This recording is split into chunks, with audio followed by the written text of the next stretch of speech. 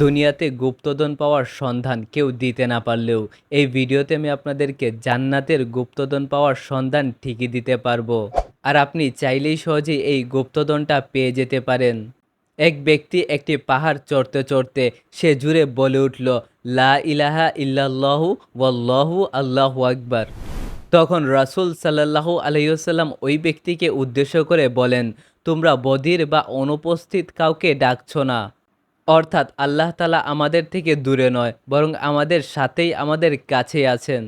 তখন রাসূল সাল্লাল্লাহু আলাইহি সাল্লাম ওই ব্যক্তিকে উদ্দেশ্য করে বলেন, আমি কি তোমাকে জান্নাতের ধনভাণ্ডারের একটি বাক্য বলবো না? তখন লোকটি বলল, অবশ্যই বলুন। তখন রাসূল সাল্লাল্লাহু আলাইহি সাল্লাম ওই ব্যক্তিকে জান্নাতের ধনভাণ্ডারের একটি বাক্য শিখিয়ে দিয়েছিলেন, আর সেটা হচ্ছে লা হাওলা ওয়ালা কুওয়াতা ইল্লা বিল্লাহ।